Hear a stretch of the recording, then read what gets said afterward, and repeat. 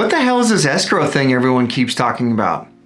If you're asking yourself that question, this is the video for you. What's going on, everybody? Kyle Powers here, Haven Real Estate Group at eXp Realty. K-State grad, turned contractor, turned real estate agent and investor. As always, thank you so much for checking these videos out. I really do appreciate it. Let's go and jump right into what escrow is and how to navigate that process. Today, we're gonna cover the 9 steps of what you can handle with an escrow. First one is opening up escrow. Okay, so when you open up escrow, what you're actually doing is you're going to the title company and you're saying, okay, I am coming in, I have a contract. So you've agreed to buy 123 Main Street for $100,000 and the seller and you agree on all terms. So you go in to title company, at least in the state of Kansas, it's a title company. You go in and you say, okay, I need to open up escrow. And so what we're gonna do is I'm gonna give you earnest money. I'm gonna go in and I'm gonna give you the contract and you're gonna go in and do a lot of additional things that come with that. Now, if you hire a real estate agent, 9 times out of 10, they will be the ones doing a lot of this work for you, but that's what the beginning process looks like. Second step in the escrow process is wire and or drop off earnest money. Okay, if you don't have checks, like a lot of people don't these days, you have the opportunity, most if not all title companies, at least in my area, have the option for wiring earnest money to them and or ACHing earnest money to them as well. What that earnest money is it's you saying, here you go, Mr. and Mrs. Seller. I appreciate you accepting our offer. Here's our deposit. Here's our earnest money, our money in earnest, saying that we're going to come back in 30 to 45 days and we're actually going to come in and we're going to give you the rest of the money then. At this point in time, we would like you to take this deposit and hold that on as collateral. So that's what earnest money is. So you're going to drop that off.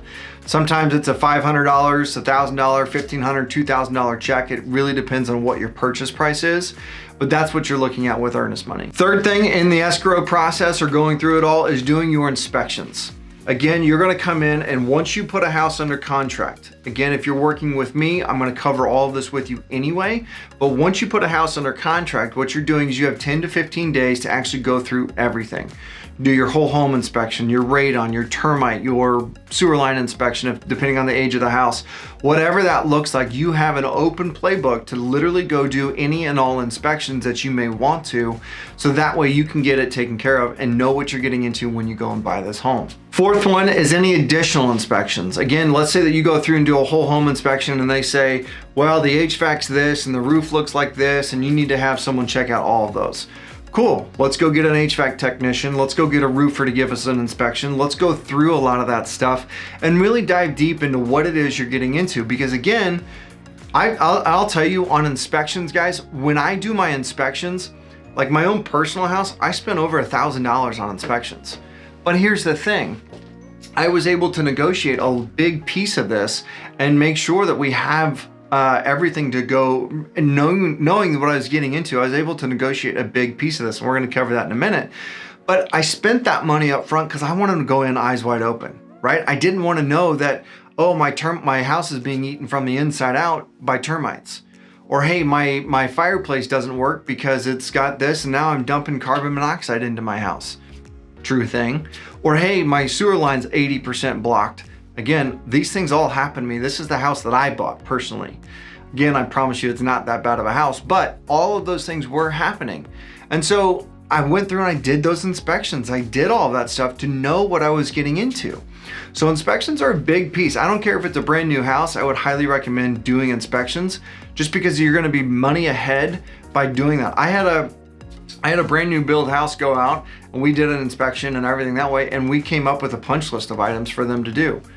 It's important to go because while I try to look at everything that I possibly can, I don't catch everything. I don't go through it all with a fine-tooth comb. So going in, diving deep and looking at what that is, I want to make sure that we have you taken care of on inspections. During this inspection period, this is also your time to review all HOA documents. So you want to make sure if you are part of an HOA, which is a homeowners association, you want to go through, and see, can I have this type of fence? Can I paint my house this color? What's the process here? And make sure that you're willing to live with those items, right? Because when you're writing offers on houses and stuff that way, you don't always have enough time to go through and read everything because there might be 2, 3, 4, 5 offers on a house. So making sure that you take that time, making sure you go in and dive into the HOA docs during this inspection period. This is the time to do that because we still have the opportunity to back out of the deal or change our offers or do that stuff. Next on our list is going to be just completing a survey. This is 50-50 for me. Personally and professionally, you know, it's your money. If you want to do a survey and you want to know where your property pins are, your property lines are, go do that. Go do that survey, go get that done so that way you understand where you're at. For me, unless you're building a fence or going through that aspect of it all, I would say, or doing some major remodel and landscape and things that way, I wouldn't necessarily go and do a survey because that's a $600 bill that you probably wouldn't have if you just didn't, if you had the property lines as it currently sits. Now, I sit here and I say this, an example that I have a friend and a client of mine who actually came in, did a survey.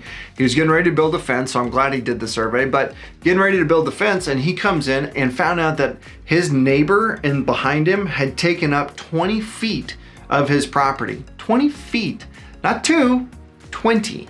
So he comes, he has a survey done, and he says, hey, you know, this is my property right here. There was, the neighbor had done thousands of dollars worth of landscaping with rocks and stones and all kinds of stuff. And he was pissed, but that neighbor had nothing to do. Like he couldn't, there was no leg to stand on. The survey, it was clearly on his property. So they had it done. He took over back that 20 feet of property and everything that way. And luckily it all worked out, but those are things that you need to be paying attention to, right? Next thing on our list is the resolution. This is probably my favorite part because what happens is we've gone through inspections, we've done all that kind of stuff. We've spent our $1,000 on inspections, whatever that looks like for you, right?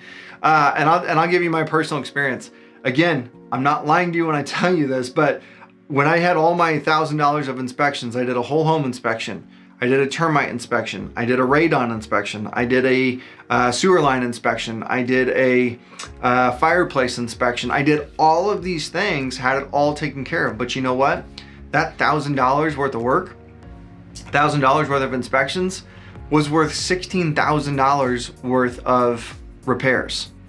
So I went back to the owners and I said, hey, you know, I appreciate you letting me put this under contract and do this, but here's my information.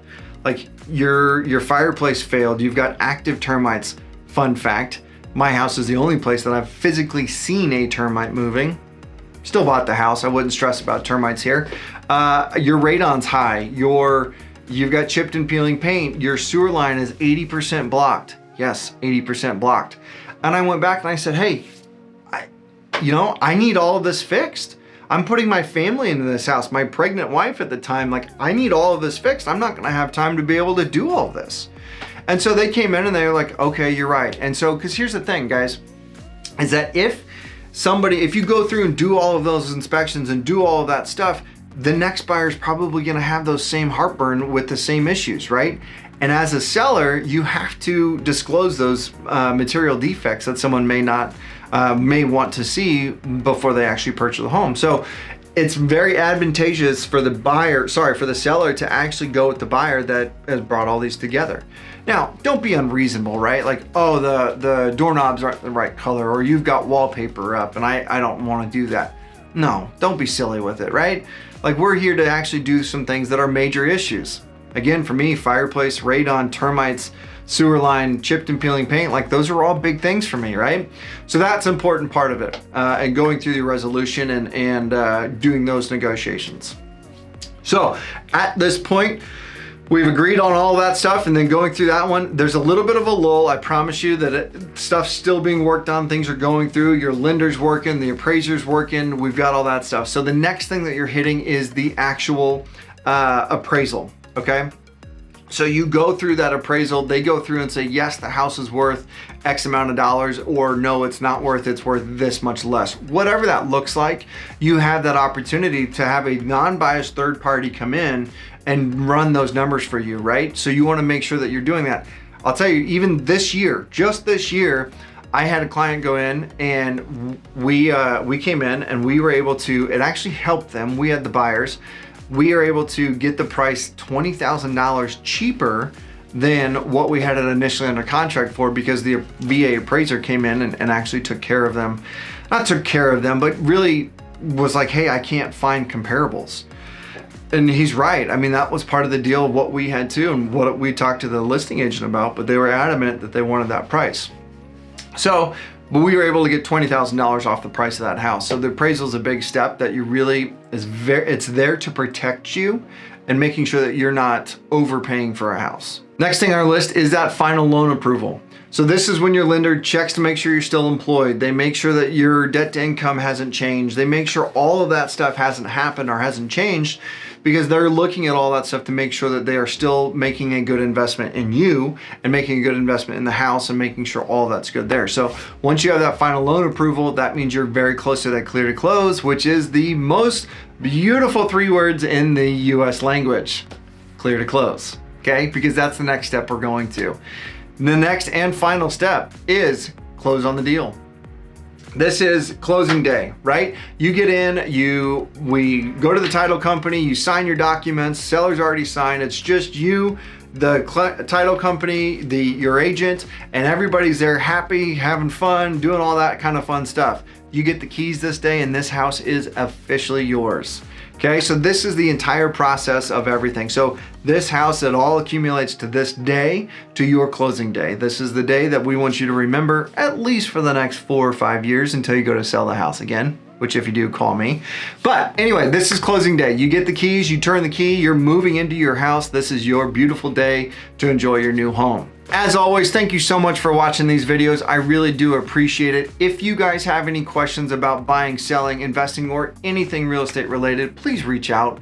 My phone number is 785-477-5485. My email is Kyle@homesforsalemhk.com. And as always, if you have not done so already and you enjoy this content, please go and hit that subscribe button. Go and hit that little bell so you get notified of any future content, and give us that like, because we really do help and it helps us grow the channel. And I always ask, if you know of somebody who knows or needs this video or needs to watch this video or has questions about the buying process and or the selling process, please reach out. I want to know, I want to help.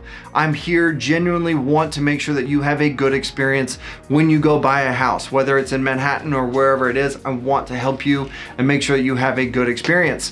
And if you have any questions, go put it in the comments below. I would love to hear from you, because here's the thing, if you have questions, I promise you somebody else has the same question and or a different one, but I want it in the comments so that way I can help you out and help them out and make sure that your home buying process is very seamless and very good. So again, thank you so much for watching these videos. I really do appreciate it. We'll see you on the next one.